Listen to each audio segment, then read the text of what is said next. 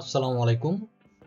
বাংলাদেশ থেকে remote job করতে আসলে সবাই খুব আগ্রহী এবং এটা বর্তমানে খুব একটা জনপ্রিয় সিচুয়েশন যে রিমোট জব করার জন্য, স্পেশালি যারা আইটি লাইনে কাজ করছেন। তো এই বিষয়টি নিয়েই আজকে আমরা একটা নতুন টিউটোরিয়াল সিরিজ করতে যাচ্ছি, যেটি আমরা টোটাল ৬টি ভাগে ভাগ করেছি। তো সেই ৬টি ভাগের মধ্যে প্রথম ৫টি ভাগ হচ্ছে যে আমরা আসলে বাংলাদেশ থেকে কাজ করার জন্যে রিমোট জবটা আসলে কতটা উপযোগী, এটার ভালো এবং খারাপ দিকগুলো। দেন এটার কিভাবে আমরা প্রস্তুতি নিতে পারি এবং আমাদের কিভাবে পোর্টফোলিও তৈরি করতে হবে, এবং ইন্টারভিউ বোর্ড আমরা কিভাবে ফেস করব এবং ইন্টারভিউ বোর্ডে কি কি প্রস্তুতি নিতে হবে, এবং আমরা কিভাবে আবেদন করব এবং কিভাবে জব খুঁজে পাবো, এই জিনিসগুলো। আর ৬ নাম্বারটা হচ্ছে খুব ইন্টারেস্টিং একটা ব্যাপার, সেটা হচ্ছে আমরা এআই দিয়ে কিভাবে অটোমেশন করব অ্যাপ্লিকেশনটাকে। তো বন্ধুরা, চলুন শুরু করা যাক। আমি আতিকুল্লাহ, ফ্রি বাংলা টিউটোরিয়ালের পক্ষ থেকে আপনাদের সবাইকে স্বাগতম। তো প্রথমে আমাকে যে বিষয়টা চিন্তা করতে হবে বা দেখতে হবে সেটি হচ্ছে যে আমার এই রিমোট জব করতে বাংলাদেশ থেকে কি কি ধরনের সমস্যা হতে পারে। এখন আপনার একটা কোয়েশ্চেন আসতে পারে যে শুরুতেই সমস্যা নিয়ে কথা বলা হচ্ছে। হ্যাঁ, শুরুতেই সমস্যা নিয়ে কথা বলা হচ্ছে, কারণ এই সমস্যাগুলো যদি আপনি ওভারকাম করতে না পারেন তাহলে রিমোট জব আসলে আপনার জন্য না। এই জন্যই শুরুতেই সমস্যাগুলো নিয়ে কথা বলা হচ্ছে, যাতে আপনি এগুলোকে আগে ওভারকাম করতে পারেন। তো সেই ক্ষেত্রে আমাদের প্রথম ৬টি মূল চ্যালেঞ্জ যেটি, সেটা হচ্ছে আপনি কিন্তু বাংলাদেশ থেকে গ্লোবালি কম্পিটিশনে যোগ দিচ্ছেন। তার মানে আগে যেখানে আপনি বাংলাদেশের কম্পিটিটর যারা আপনার সিমিলার লাইনে যারা আছেন তাদের সাথে কম্পিটিশন করছেন, কিন্তু এখানে আপনারা কিন্তু ইন্টারন্যাশনালি তাদের সাথে কম্পিটিশনে জড়ায় যাচ্ছেন। তার মানে কি, ওইখানে কিন্তু আপনার অনেক ক্যান্ডিডেটের সাথে আপনাকে কম্পিটিশনে যোগ দিতে হবে। বর্তমান বাংলাদেশের মার্কেটের তুলনায় ইন্টারন্যাশনাল মার্কেটের স্যালারি রেঞ্জগুলো তুলনামূলকভাবে অনেক বেশি হয়ে থাকে, কিন্তু সেই ক্ষেত্রে আপনি যখন বিভিন্ন পেমেন্ট মেথডের মাধ্যমে বাংলাদেশে সেই স্যালারিগুলোকে আপনি নিয়ে আসবেন আপনার ব্যাংকে, তখন একটা সমস্যা যেটা হয় সেটা হচ্ছে আপনার বাংলাদেশ, ধরেন ইউএসএ বা ইউরোপিয়ান কোনো কান্ট্রি থেকে যখন আপনি ওয়াইজ বা পায়োনিয়ার বা যে কোনো পেমেন্ট গেটওয়ের মাধ্যমে নিয়ে আসবেন, তখন তাদের একটা চার্জ দিতে হয়, প্লাস টাকাটা কয়েকটা দিন বা কয়েকটা বিজনেস ডে পেন্ডিং থাকে। সো আপনি সরাসরি টাকা পাচ্ছেন না। এই ব্যাপারটা আপনাকে মেনে নিয়ে কাজ করতে হবে। আর কিছু ট্যাক্সের ব্যাপারও থাকে, সেই জিনিসগুলো দেখাশোনা করতে হয় বা চিন্তা ভাবনা রাখতে হয় মাথায়। এরপরে হচ্ছে ইলেকট্রিসিটি। বাংলাদেশের বর্তমান প্রেক্ষাপটে ইলেকট্রিসিটি এবং ইন্টারনেট, এই দুইটা ইস্যু অনেক বড় একটা ইস্যু। সো আপনি যদি ইন্টারন্যাশনাল মার্কেটে কাজ করতে চান তাহলে অবশ্যই আপনার ইলেকট্রিসিটি ব্যাকআপ থাকতে হবে এবং ইন্টারনেটেরও ব্যাকআপ থাকতে হবে।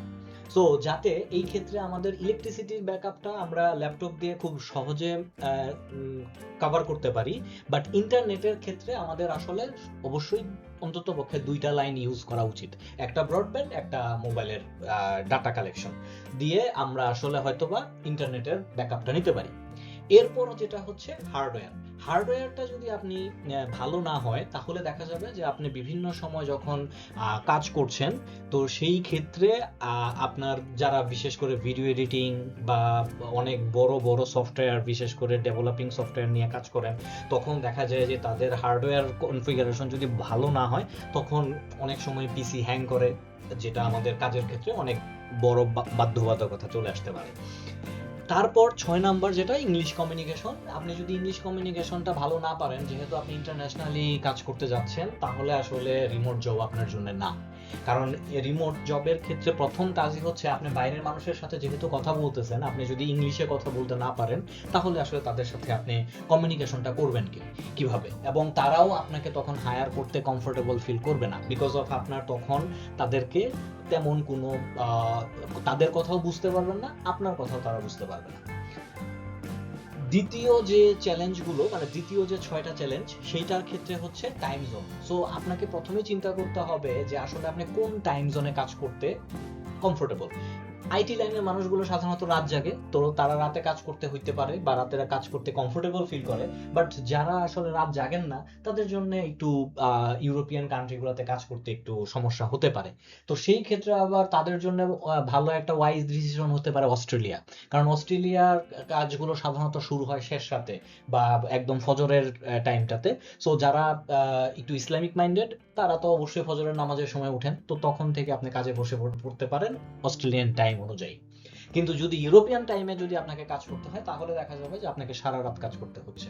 সো আপনি কোন দেশের জন্য জবে অ্যাপ্লাই করতে যাচ্ছেন টাইম জোন হিসেব করে ওই হিসেবে জবে অ্যাপ্লাই করবেন।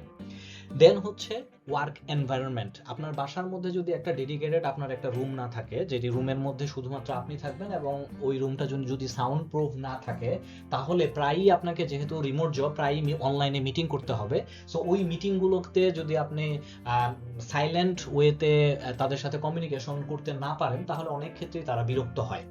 তো সেই ক্ষেত্রে দেখা যাবে যে আপনি আসলে তখন কাজ করতে তারা আপনার সাথে কমফোর্টেবল ফিল করবে না। দেন এখানে আরেকটা ব্যাপার হচ্ছে স্কিল ডেভেলপমেন্ট। তো যখন আপনি একটা ফিজিক্যাল জবে কাজ করতেছেন তখন আসলে স্কিল ডেভেলপমেন্টের তেমন কিছু একটু ল্যাকিংস থাকলেও আপনার যে কলিগস আছে তাদের কাছ থেকে আপনি স্কিল ডেভেলপমেন্টটা শিখে নিতে পারেন বা ইমপ্রুভ করতে পারেন।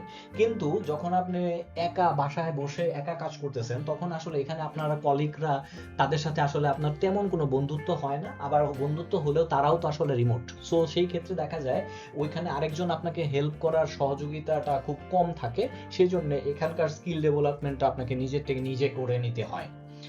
নেটওয়ার্কিং এর অবস্থাটা কমে যায়, কারণ হচ্ছে যেহেতু আপনার আসলে এখানে ফিজিক্যালি কারোর সাথে দেখা সাক্ষাৎ হচ্ছে না, যার কারণে এখানে ফ্রেন্ডলি বিহেভিয়ার ইন্টারাকশনটা অনেক কম হয়, যার কারণে দেখা যায় যে আপনার একটা নেটওয়ার্ক তৈরি হয় ঠিক আছে, কিন্তু দেখা যায় আপনি যার সাথে আসলে দিনের পর দিন কাজ করতেছেন কলিগ হিসেবে, তাদের সাথে আসলে ফর্মাল কথাবার্তা ছাড়া বা কাজের কথাবার্তা ছাড়া এমনিতে কথাবার্তা খুব কম হয়, এবং দেখা যায় আপনি যদি কালকে জব ছেড়ে দেন তখন আলটিমেটলি তাদের সাথেও কমিউনিকেশন অটোমেটিক কমে যায়, এবং ওই ফিজিক্যাল জবের মধ্যে যে কলিগদের সাথে যে সখ্যতাটা তৈরি হয় এই রিমোট জবের ক্ষেত্রে সেই সখ্যতাটা এখানে তৈরি হয় না।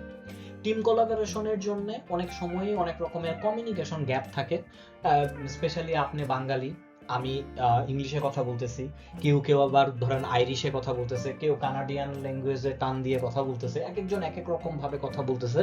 সো ওই কথা বলার ধরন অনুযায়ী অনেক সময় দেখা যায় যে অনেকগুলো কথাই আমরা ঠিকঠাক মতনে বুঝতে পারি না। সো এখানে একটা কমিউনিকেশন গ্যাপ তৈরি হয়।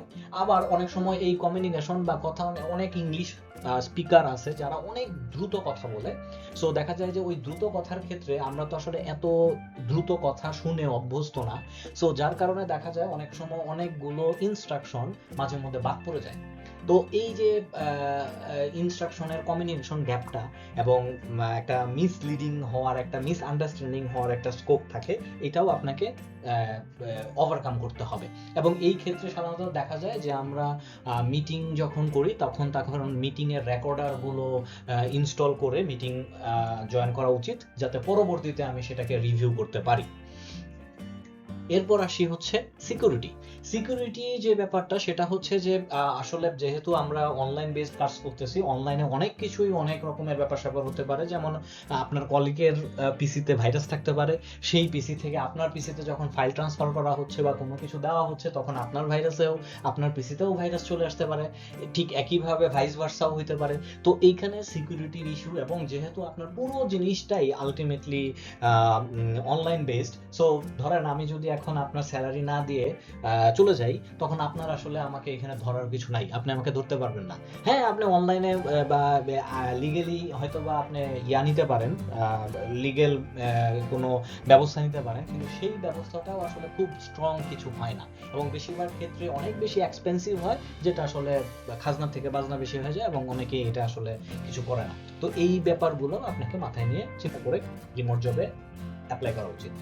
এছাড়া যেটা হচ্ছে যে যেহেতু আপনার এখানে ডাইরেক্ট ভিজিবিলিটি কম, একজন আরেকজনের বুঝতে জানতে একটু সমস্যা হয়, ফর্মাল কথাবার্তার বাইরে তেমন কোনো কথাবার্তা হয় না, যার কারণে এখানে কেরিয়ার গ্রোথটা তুলনামূলকভাবে কম হয়। তবে একেবারে যে এটা একেবারে খুব কম হয় ব্যাপারটা সেরকম না। আপনি যদি আসলেই চালু হয়ে থাকেন তাহলে আসলে এটা আপনার জন্য খুব বেশি একটা সমস্যা হওয়ার কথা না।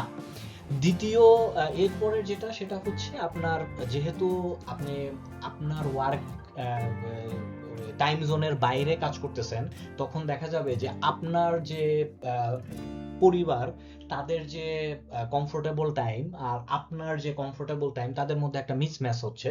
ধরেন আপনি যদি রাতে কাজ করেন তাহলে আপনাকে রাতে সজাগ থাকতে হচ্ছে এবং দিনে ঘুমাইতে হচ্ছে, আবার এদিক দিয়ে আপনার ফ্যামিলির মানুষ দিনের বেলা সজাগ থাকতেছে, রাতে ঘুমাচ্ছে। সো তখন এখানে একটা লাইফ এবং ওয়ার্কের ব্যালেন্সটা একটা মিসম্যাচ হয়ে যেতে পারে। পেমেন্ট নিয়ে অনেক ঝামেলা, যেটা তো আমি একটু আগে আরেকটা আগে বলেছিলাম, সেটা হচ্ছে যে আপনার যেহেতু ব্যাংক ট্রান্সফার করতে হচ্ছে, আপনি যদি বিপদ আপদে পড়েন, কোনো ইমিডিয়েট টাকার পয়সার দরকার পড়ে, অফিস থেকে হয়তো আপনাকে ইমিডিয়েট টাকা রিলিজ করলো, তারপরও আপনি সেই টাকাটা কিন্তু আপনার পর্যন্ত আসতে সময় লাগবে। কখনো কখনো ইমিডিয়েট হয়, বিভিন্ন মাধ্যম আছে যারা ইমিডিয়েট হয়, কিন্তু সব কোম্পানি তো আর ইমিডিয়েট টাকা ওই মাধ্যমেই যে পাঠাবে এটা আশা করা যায় না। অনেক কোম্পানিরই অনেক রকমের সিস্টেম আছে যারা একটা নির্দিষ্ট সিস্টেমের মাধ্যমে টাকা পেমেন্ট করে থাকে, যার ফলে দেখা যায় যে অনেক সময় টাকা আসতে আসতে দেরি হয়। সো দেখা যায় ইভেন আপনার যদি স্যালারি ধরেন আপনার 1 তারিখে যদি স্যালারি দেওয়া হয়, সেই 1 তারিখের স্যালারিগুলো আরো বিভিন্ন পেমেন্ট গেটওয়ের মাধ্যমে আসতে আসতে আরো 1 দিন 2 দিন বিজনেস ডে সময় লাগে। আর যদি আপনি কোনো থার্ড পার্টি সোর্সের মাধ্যমে আপনার জবটা নিয়ে থাকেন, তখন দেখা যায় ক্লায়েন্ট ওই থার্ড পার্টি সোর্সে টাকা দেয়, ওই থার্ড পার্টি সোর্স আবার তাদের নির্দিষ্ট নিয়মে টাকা দেয়। দেখা যায় যে আমি প্রতি মাসের 1 তারিখ এবং 15 তারিখ স্যালারি দেই, 15 দিন পর পর স্যালারি দেই, অথবা 30 দিন পর পর স্যালারি দেই, বা উইকলি স্যালারি দেই। তো সেই ক্ষেত্রে তখন আপনাকে ওই নিয়ম মেনেই কাজ করতে হবে, এর বাইরে যাওয়া যাবে না। এবং থার্ড পার্টিগুলোর ক্ষেত্রে এই ধরনের ঝামেলাগুলো সবচেয়ে বেশি হয়, কারণ থার্ড পার্টিগুলো they are not so emotional, তারা আসলে রুলস এর মাধ্যমে চলে। এখানে আপনার ইমোশন বা আপনার পার্সোনাল নিডের কাছে তাদের কোনো মূল্য নাই। তারপর হচ্ছে অফিস ইনফ্রাস্ট্রাকচার। যেহেতু এখানে আপনার রিমোট জব করতেছেন, মানে আপনার যে রুমে আপনি অফিসটা করবেন এটাই আপনার অফিস, এবং এই অফিসের প্রয়োজনীয় যত রকমের হার্ডওয়্যার সফটওয়্যার যা কিছু দরকার, সেগুলো রিসোর্স দরকার, সেগুলো আপনাকেই বেয়ার করতে হবে, আপনাকেই সেটার দায়িত্ব নিতে হবে, এবং এটা যেন প্রপারলি থাকে এটা আপনাকে নিতে হবে। এখন আপনি যদি রিমোট জবে এসে এই ধরনের এক্সকিউজ দেন যে আমার কাছে সফটওয়্যার ভালো না, আমার হার্ডওয়্যার ভালো না, আমার নেটের লাইন ভালো না, আমার কারেন্ট নাই, এই ধরনের এক্সকিউজগুলো রিমোট জবের যে রিক্রুটার থাকে তারা এইগুলো এন্টারটেইন করে না। সো তারা এটা স্ট্রিক্টলি অ্যাভয়েড করে। ইভেন আপনাকে ইন্টারভিউ সেশনেই হয়তো বা জিজ্ঞেস করবে যে তোমার এই ধরনের সমস্যাগুলো আছে কিনা।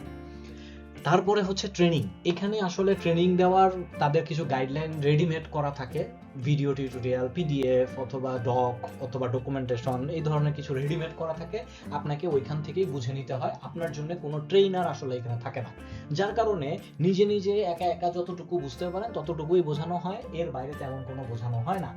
আর হয়তোবা টুকটাক কোনো কোনো অফিসে হয়তোবা ট্রেনার থাকেও, বাট সেগুলো আসলে একেবারেই ফর্মাল, খুব বেশি ফ্রেন্ডলি না।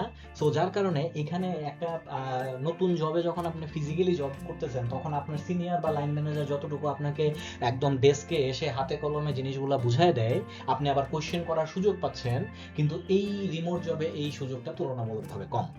সো এই জিনিসগুলো বা এই চ্যালেঞ্জগুলোকে যদি আপনি ওভারকাম করতে পারেন, তাহলেই রিমোট জব আপনার জন্য অনেক বড় একটা ভালো জায়গা হতে পারে। বাট এইগুলো যদি আপনি না পারেন, তাহলে আসলে রিমোট জব আপনার জন্য না। সো এখনই পরবর্তী টিউটোরিয়াল দেখার আগে আপনি চিন্তা করে দেখেন যে এই জিনিসগুলো আপনি ওভারকাম করতে পারবেন কিনা। যদি পারেন, then let's go for the next chapter. The next chapter is, আমরা আসলে অ্যাপ্লাই করার আগে রিমোট জবে আমরা আসলে কিভাবে নিজেদেরকে রেডি করব। তো পরবর্তী টিউটোরিয়াল দেখার আমন্ত্রণ জানিয়ে এখানেই শেষ করছি। ধন্যবাদ।